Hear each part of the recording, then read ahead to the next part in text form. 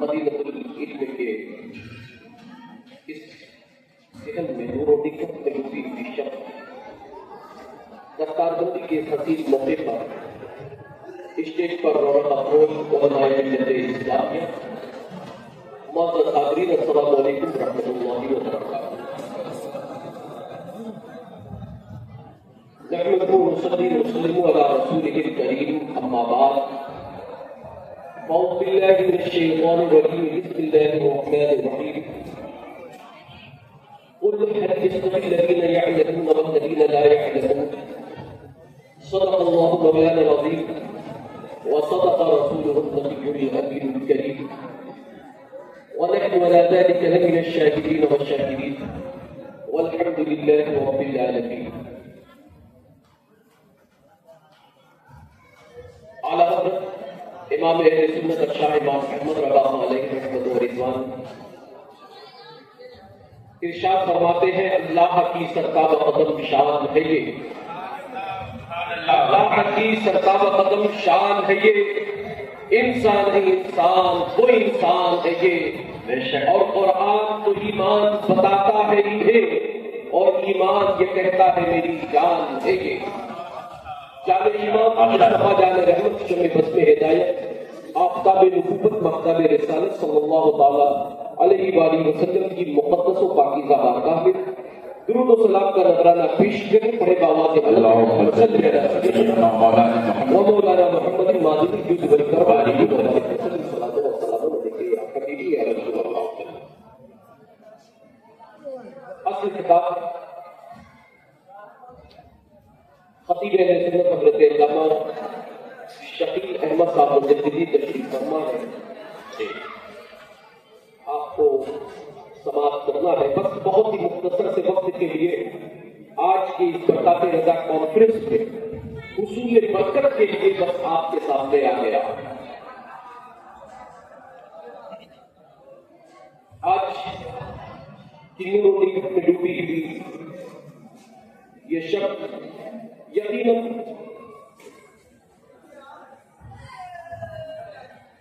ان حفاظ کرام اور قرہ کے لیے جن کے سروں پر دستار باندھی جائے گی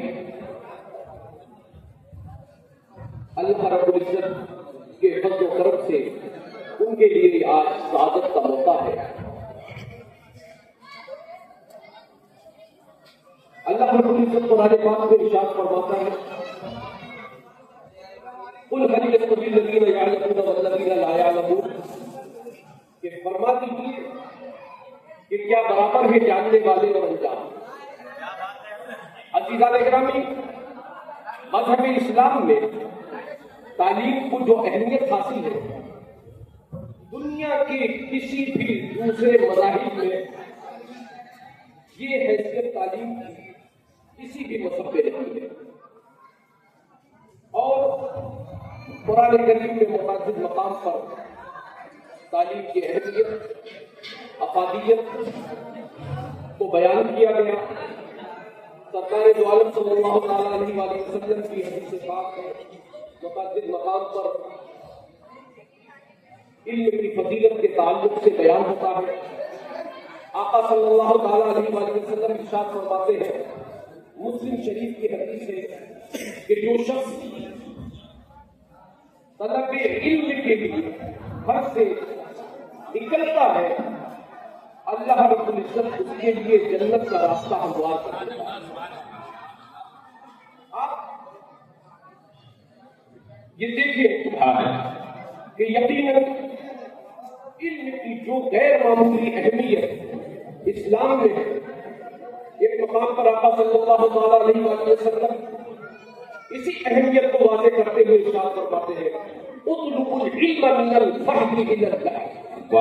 کہ علم حاصل کرو ماں کی گود سے لے کر قبر میں جانے فرض کے ہماری زندگی کا محور طلب علم کے ارد گرد گھوم رہا ہے.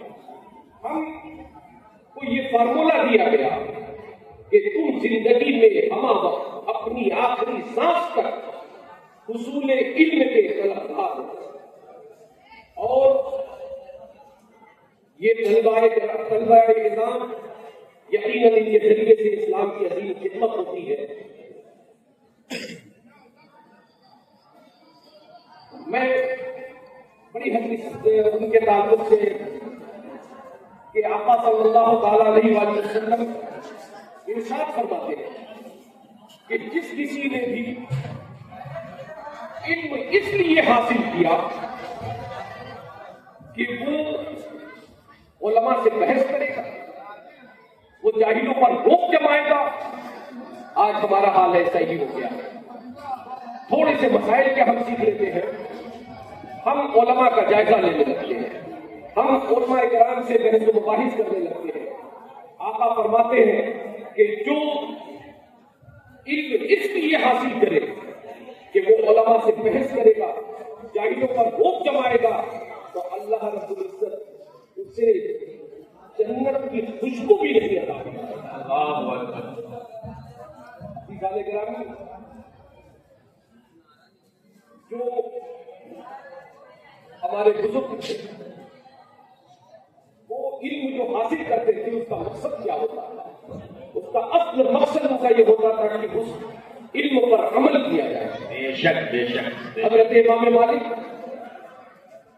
آپ کے ایک شاگرد تھے جو آپ کی بارگاہ میں کبھی 15 روز پہ آ جاتے، کبھی مہینے پر آتے، کبھی 2 مہینے پہ آتے، کبھی 6 مہینہ ہو جاتا.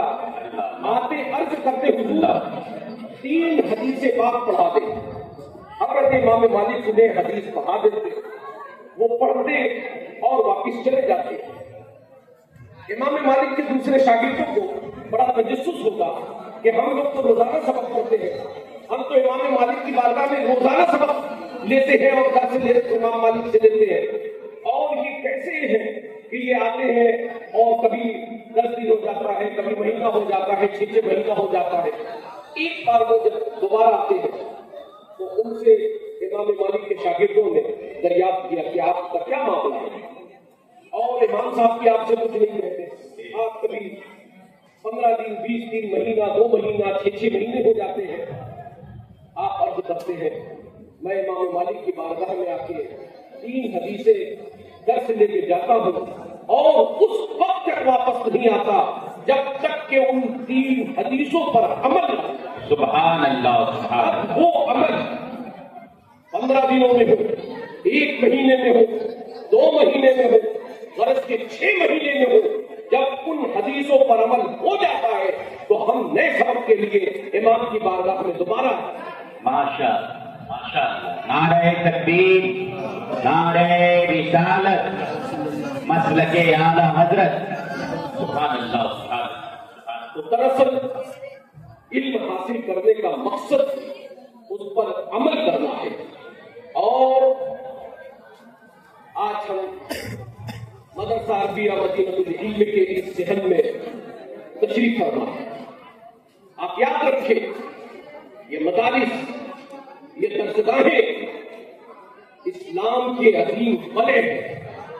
اور یہ قلعے کا کام کیا ہوتا ہے؟